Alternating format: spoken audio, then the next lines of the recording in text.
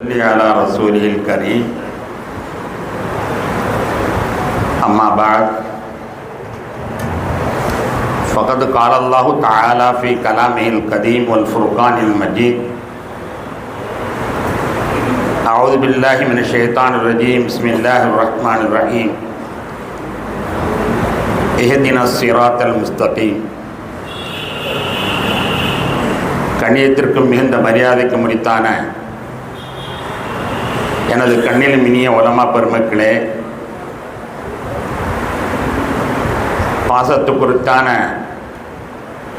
நீடூர் நெய்வாசல் நீடூர் பெருமக்களே,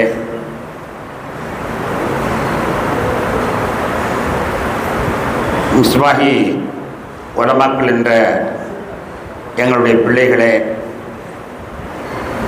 மற்றும் திரளாக வருகை விழுந்திருக்கின்ற நல்லோர்களே, ஆண்டோர்களே, சான்றோர்களே, அல்லாஹ்வின் அருளால் செல்போனிலே 5G என்று சொல்வார்கள். ஆனால் எனக்கு 3G இருக்கிறது. 1வது G காசிமியா என்ற மதரசாவிலிருந்து பட்டமற்ற காசிமிகள், ராஜகிரி காசிமியா என்ற மதரசாவிலிருந்து பட்டமற்ற காசிமிகள். 2வது G மிஸ்வாஹி உலமாக்கள், மிஸ்வாஹிலிருந்து பட்டமற்ற உலமாக்கள். 3வது G ஹைராத் இஸ்லாம் அரபிக் கல்லூரியிலிருந்து பட்டம் பெற்ற ஹைரிகள். ஆக 3 Gகள் எனக்கு இருக்கிறார்கள். அல்ஹம்துலில்லாஹ்.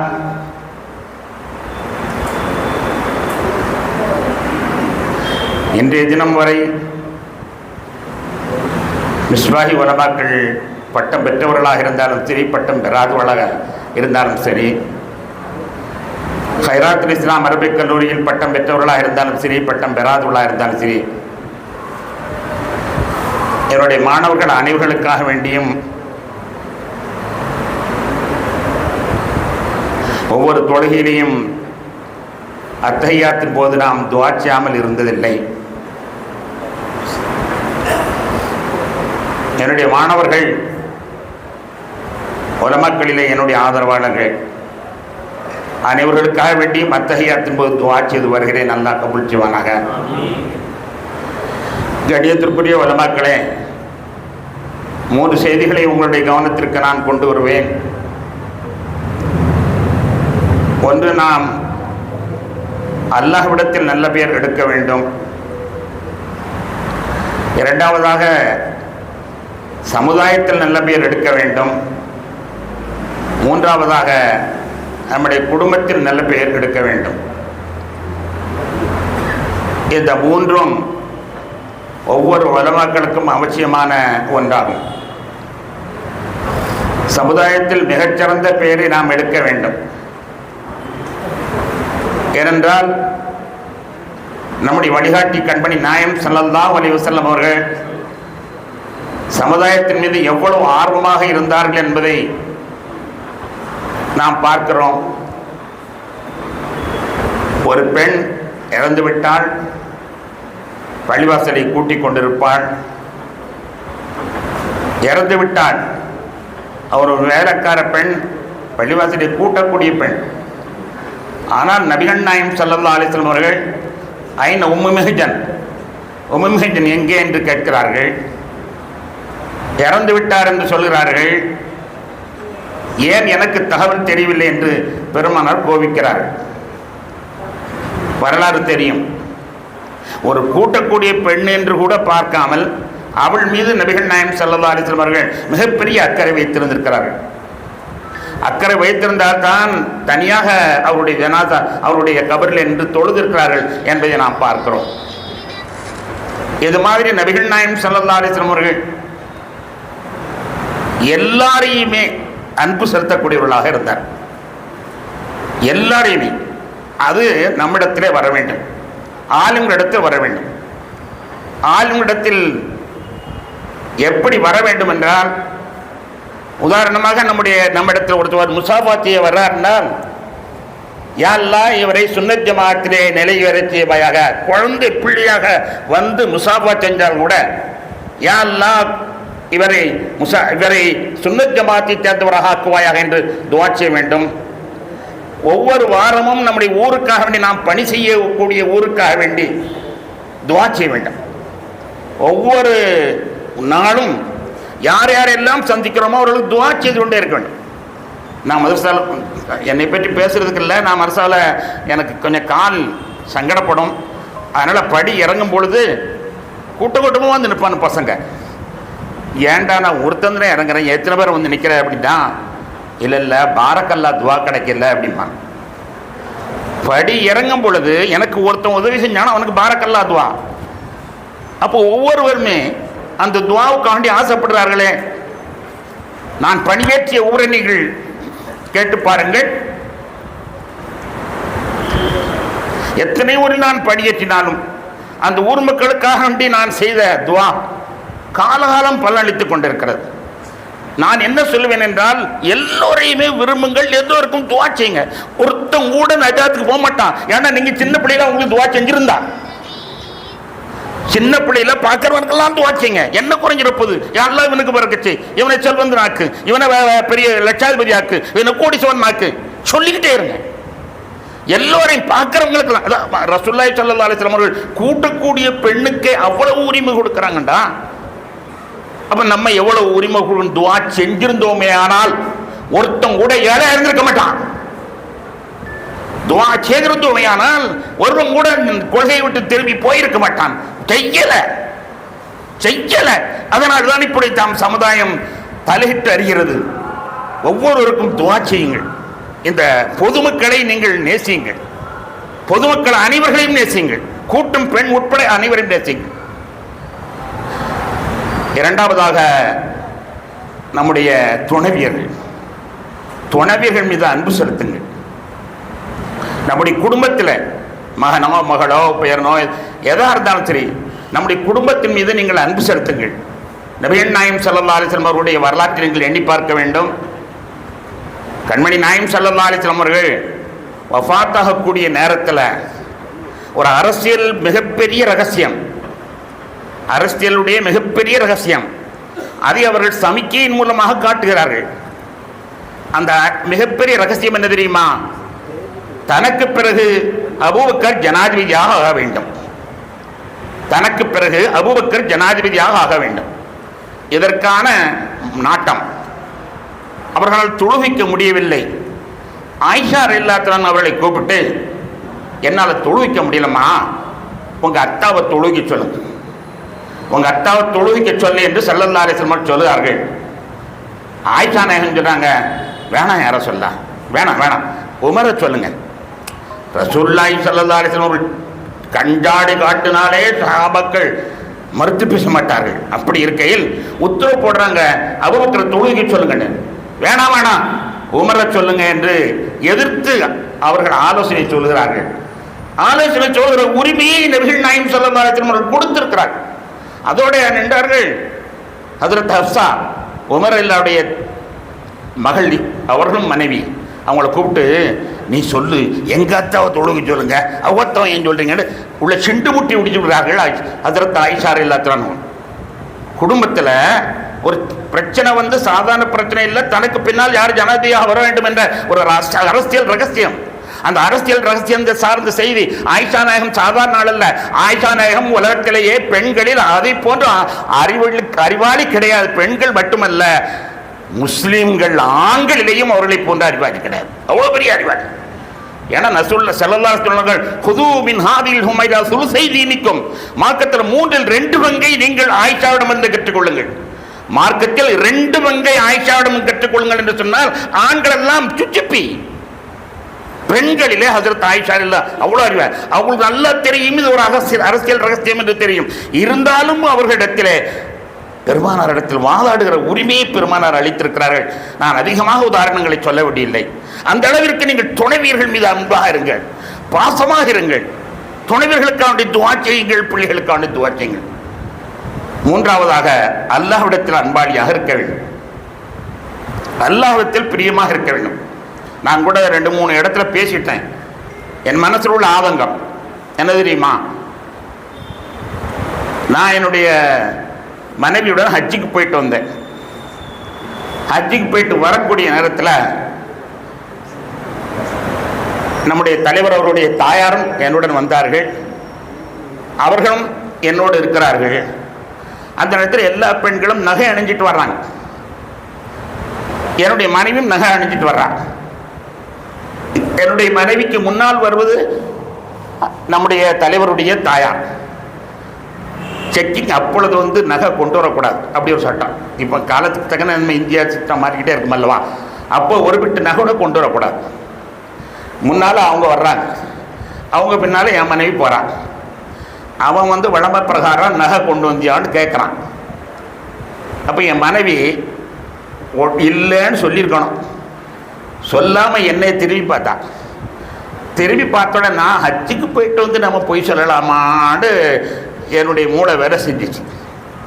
உடனே செஞ்சேன், என்னுடைய மனைவிட்ட கொண்டு வந்தேன்னு சொல்லு, என்ன ஆனாலும் ஆகிட்டு போகுது. கொண்டு வந்தேன்னு சொன்னேன்னு காட்டுண்டான். காட்டணுன்னு ஒரு 5 பவுனை அவன் பறிச்சுக்கிட்டான். 5 பவுனை பறித்த உடனே நான், சார் இது நாங்கள் இது இல்லை, சம்பாதிக்கிறவன் இல்லை, ஒரு ஸ்கூலில் வேலைக்காரனாக இருக்கிறேன், ஆசிரியர் நான் இருக்கிறேன், நம்ம மதரசாவில் ஆசிரியர் நான் இருக்கிறேன், எனக்கு இப்போ இதில் மிச்சம் போட்டது அப்படி இப்படி என்னத்தெல்லாமல் சொல்லிக்கிட்டு இருக்கிறேன். இப்படி சொல்லிக்கிட்டு இருக்கும்போதே ஒரு கூட்டம் ஓஎம் ஹஸரத் அவர்கள் வந்து விட்டார்கள், ஓஎம் ஹஸரத் அவர்கள் வந்து விட்டார்கள். ஹாஜிகளை வரவேற்கிறதுக்கான வந்த கூட்டம், ஹாஜிகளை வரவழைக்க அன்னைக்கு வந்த கூட்டம் ஓஎம் ஹஸரத் வந்து விட்டார்கள். ஓஎம் அவங்க கூச்சம் போடுறாங்க. எனக்கும் வயிற்றுச்சலாக இருக்குது. என்னடா 5 பவுனை காணோம், நம்ம தடுமாறிட்டு உட்காந்துருக்கோம், ஃபிட்டாகிட்டு உட்காந்துருக்கோம். இவன் பாரு கூட ஏன்டா உங்களை கூட்டம் கூட சொன்னான்னு நினைப்பு வருது. ஆனால் வேற வழி இல்லை. ஓஎம் வந்து விட்டார், ஓஎம் வந்து எல்லாம் கூட்டம் கூட்டமாக வந்துக்கிட்டு இருக்காங்க. நான் அந்த 5 பவுனுக்காண்டி போராடிக்கிட்டு இருக்கேன் ஆஃபீஸர்கிட்ட. என் மனசு எப்படி இருக்கும்? என் மனசு எப்படி இருக்கும்? 2 கட்டானல நான் என்ன செய்யறது? 5 பவுனை விடுவேனா? விட்டேன். அது பிறகு அது கிடைக்கல, அது வேறு விஷயம். ஆனால் அந்த நேரத்தில் மனம் எப்படி இருந்தது? நான் அதுதான் நினச்சி பார்க்குறது. மறு உலகத்தில் நம்ம போய் நிற்கிறோம். நம்ம அல்லாட்டை எப்படி பதில் சொல்லுவோம்னு நினச்சிக்கிட்டு இருக்கும்போது ஓஎம் ஹஸரத் வந்துட்டாங்க, அவங்கள பிடிச்சா நம்ம சொர்க்கத்துக்கு போயிடலாம், ஓஎம் ஹஸரத் வந்துட்டாங்க, அவங்கள பிடிச்சா சொர்க்கத்துக்கு போயிடலாம், ஓஎம் ஹஸரத் வந்துட்டாங்கன்னு சொல்லி எங்களோட ஹஜ்ஜுக்கு வந்தவங்களெல்லாம் கூட வர்றாங்க, எங்கள் ஊர்க்காரங்களெல்லாம் கூட வர்றாங்க, மாணவர்கள்லாம் கூட வர்றாங்க, எல்லாருமே வர்றாங்க. ஓஎம் ஹஸரத் வந்துட்டாங்க, ஓஎம் ஹஸரத் வந்துட்டாங்க, அவங்கள்ட்ட நம்ம சிபாரிசு பண்ணுவோம், அவங்கள்ட்ட சிபாரிசு பண்ணுவோம்னு நினைக்காங்க. ஆனால் நானும் என் பாவத்தை நினைச்ச மாதிரி நினைக்கிட்டு இருக்கும்போது நான் என்ன செய்வேன்? நான் என் பாவத்தை நினைச்ச பண்ணிக்கிட்டு இருக்கும்போது நான் இவங்களுக்கு எப்படி சிபாரிசு பண்ணுவேன்?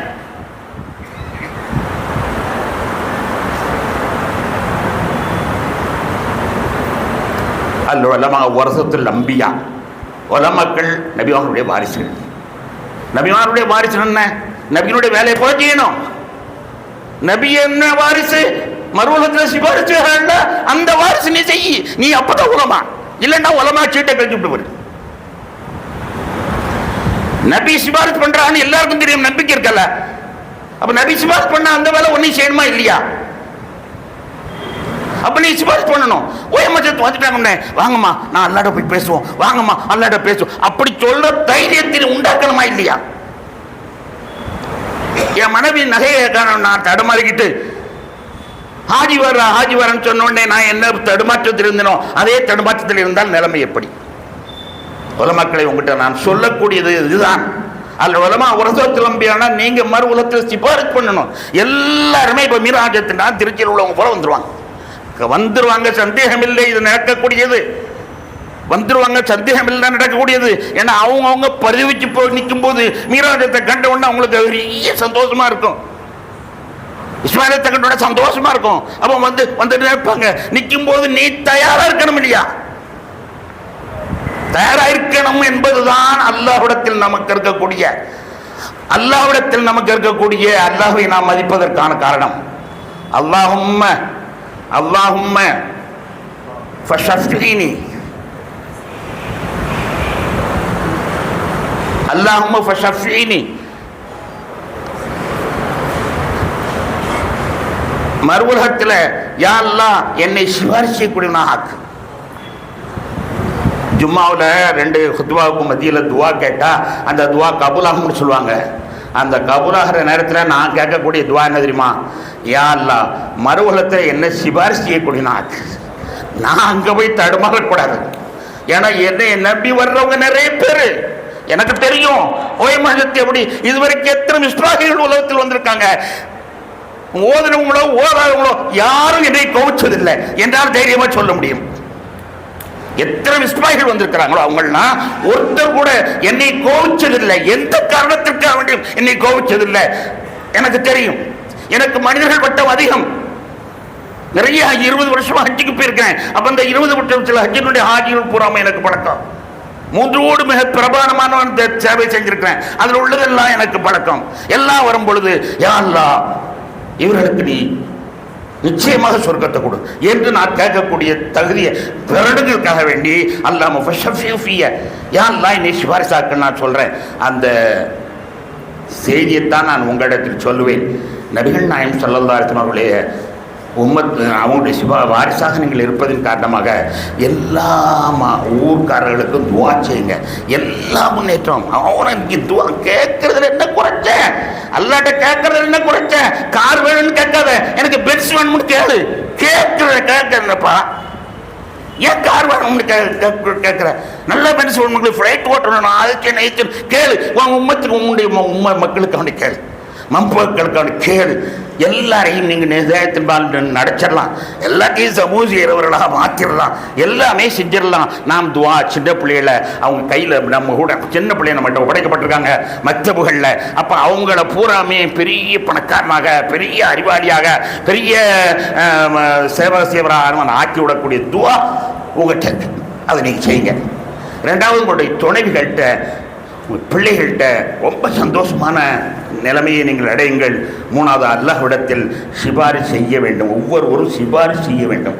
அதை மட்டும் உங்களுடைய கொள்கையாக வைத்துக் கொண்டு செயல்படுங்கள் என்று சொல்லி வாய்ப்படுத்த அனைவருக்கும் நன்றி கூறி நிறைவு செய்து கொள்கிறேன். வாஹர் தாவான அல்ஹம்துலில்லாஹி ரப்பில் ஆலமீன். அஸ்ஸலாமு அலைக்கும் வரஹ்மத்துல்லாஹி வபரகாத்துஹு.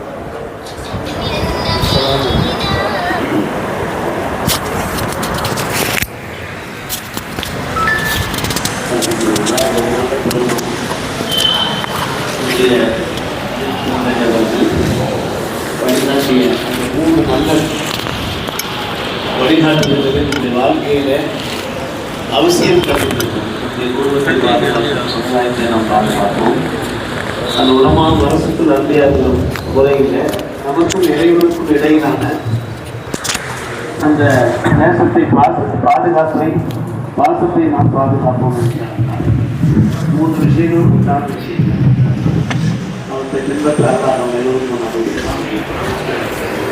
இப்போது நம்முடைய பேரவை சார்பில் நம்முடைய விஸ்வானந்த அரபிகளுடைய முன்னாள் முதல்வர்கள் 2 முதல்வர்களுக்கான பொற்கிளி வழங்கும் நிகழ்ச்சி சில நிமிடங்கள் நடைபெறுகின்றன.